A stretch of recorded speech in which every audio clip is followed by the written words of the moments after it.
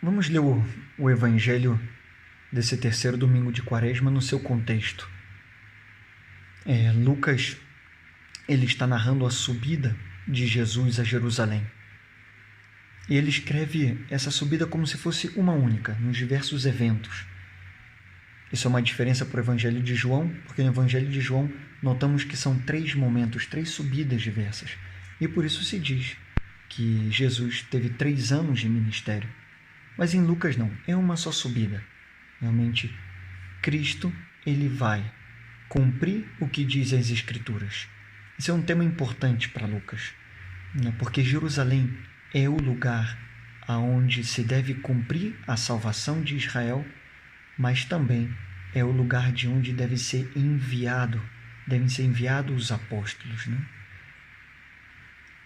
Outro elemento desse contexto do Evangelho que é importante para a gente poder compreender por que esses discípulos vêm com esse juízo ou com esse prejuízo sobre essa morte, a morte dos galileus, da forma como aconteceu. Então, para a gente entender isso, precisa voltar alguns séculos atrás, quando acontece a divisão do reino de Israel, no reino de Israel e Judá. O que acontece? Acontece que o filho de Salomão, Roboão, ele não é aceito por um outro membro do reinado, que é Jeroboão. Então Jeroboão decide realmente dividir o reino. Ele fica com 10 reinos, com 10 das tribos de Israel, enquanto Roboão fica com Judá e Benjamim. O que acontece?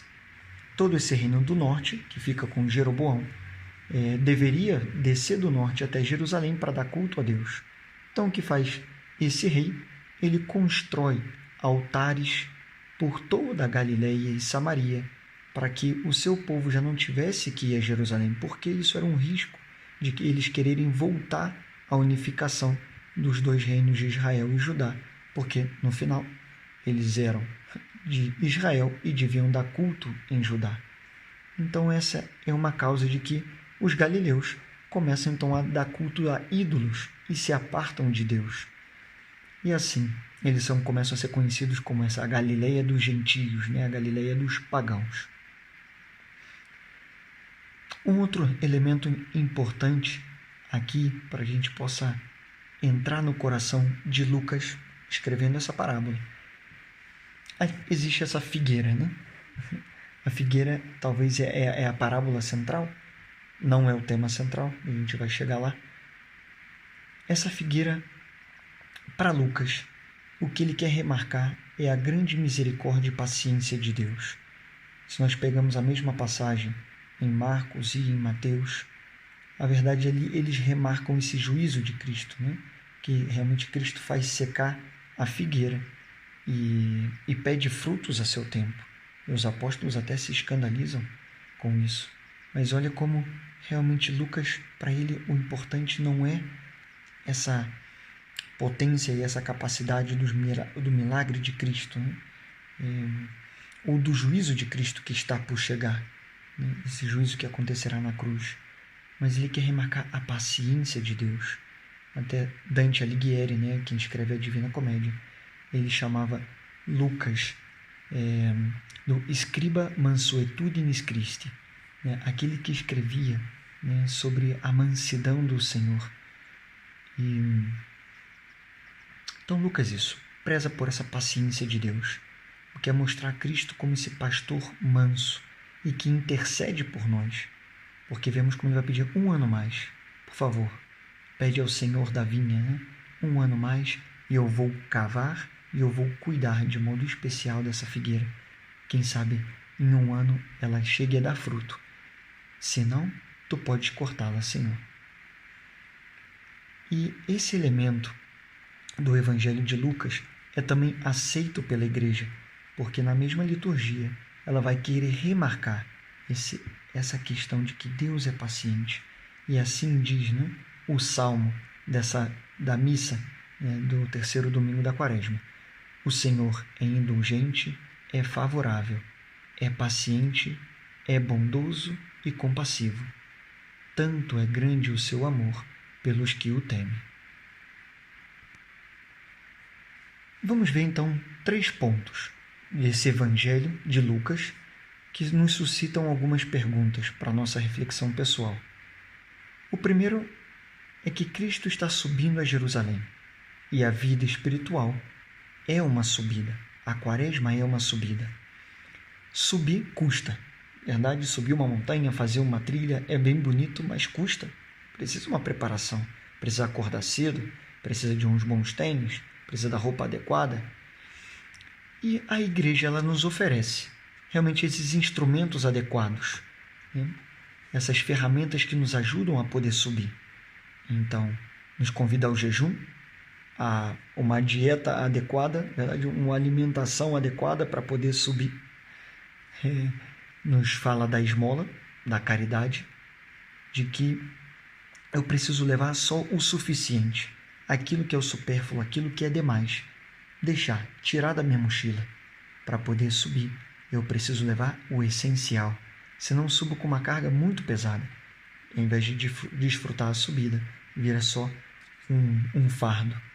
E também a oração, que eu coloco aqui que numa subida a oração o que seria? Pois seria a água, ou até mesmo o ar, pois ninguém pode subir prendendo a respiração. E tampouco subir sem beber bastante água, né? Na verdade, é o primeiro que aconselham os especialistas nas trilhas, né? Não, para essa trilha você precisa de 1,5 litro de água, 2 litros de água. Olha, não tem fontes, então realmente é o primeiro que a gente está atento. Tem água ou não tem para essa subida? Então, tem oração ou não tem? Para realmente poder viver essa quaresma. Um segundo ponto. Quando Cristo fala, se não vos converterdes, morrereis igualmente.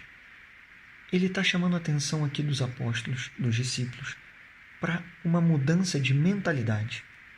Naquele tempo, e ainda hoje a gente percebe muito isso, existia essa forma de pensar como uma teologia da retribuição. Né? Como se, a recompensa de Deus, a bênção de Deus, se manifesta já nessa vida. Se eu sou justo, Deus me abençoa. Me abençoa como? Com bens materiais, com riquezas. Então é muito típico, né, do livro de Jó. Jó vai perdendo tudo, então se pergunta, que mal fez esse homem? Né? Ele tem que merecer isso. E os amigos dele falam, não, reconhece o teu pecado. E muitas vezes a gente vai vendo isso. Porque esse é cego? Porque os seus pais pecaram ou ele pecou. Então essa mentalidade estava presente. E Cristo choca diretamente com ela. Né? Realmente é uma mentalidade totalmente contrária à mentalidade da cruz de Cristo. Outra passagem que nos chama muita atenção disso é o jovem rico. Cristo fala, é muito difícil para que um rico se salve, e os apóstolos se escandalizam, justo porque a mentalidade desse era, um rico é um homem abençoado por Deus. E vai esse jovem rico, mas vai triste, né? Triste com toda a sua riqueza. Por quê? Porque não pôde entregar tudo para seguir a Cristo. E Cristo diz, quem quiser me seguir, tome a sua cruz e me siga. E isso não entrava na cabeça dos seus discípulos, nem muito menos dos fariseus. Então isso nos leva ao terceiro ponto, que é a parábola, porque tentando penetrar no coração e romper com essa forma de pensar, Cristo conta uma parábola. Porque as parábolas têm esse efeito, né? Elas falam de memórias, elas falam de circunstâncias, então mais do que falar às cabeças, a mente, ela vai falar primeiro ao coração, a uma experiência. Ele fala dessa experiência de um homem que tinha uma vinha e tinha uma figueira. E se vê, a vinha normalmente você planta o quê? Pois, uvas. Mas tinha uma figueira que devia ser bem especial, né? Pois gostava de figos esse senhor. Planta, espera, mas ela não dá fruto. Cristo espera de nós frutos de conversão nessa quaresma. E aqui tem um ponto interessante, é que vai ficar como uma das nossas perguntas, né? Porque o Senhor, vendo que não tem fruto, pede 1 ano mais, como pede um prazo mais.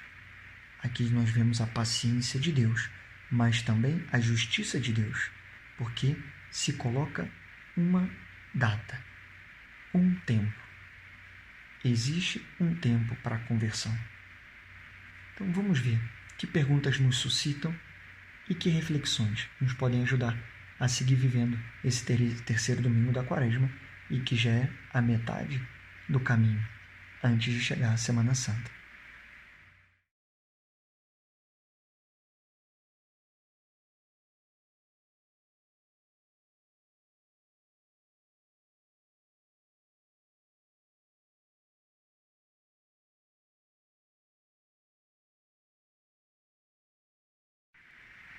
Vamos refletir agora sobre as perguntas que poderiam suscitar esse evangelho.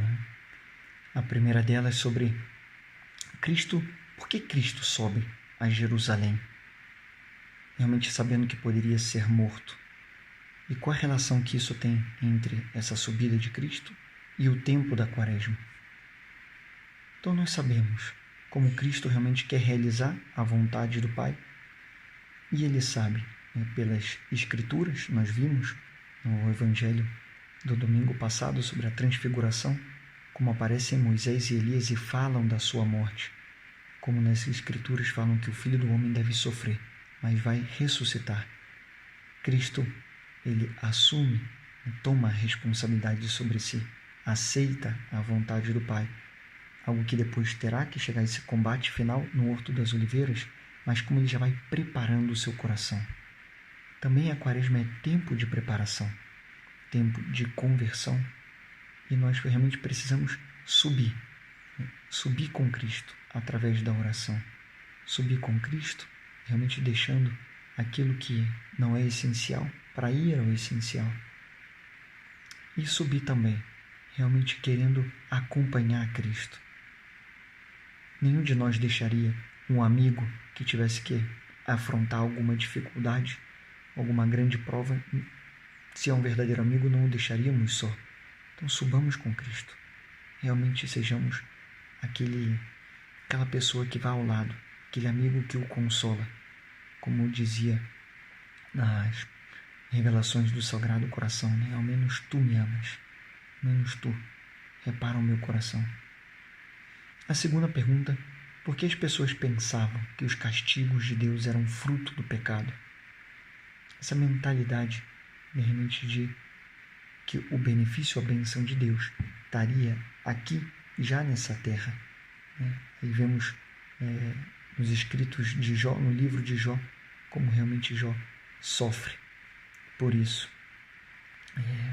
E pensam que foi porque Jó cometeu algum pecado. Quando não, realmente Jó era um justo. Mas a conclusão é que Deus tem caminhos muito superiores ao que a gente pode imaginar. Então, realmente por quê? Por detrás estava essa espécie de retribuição de Deus que deveria vir agora, e que todo sofrimento então era contrário a essa bênção.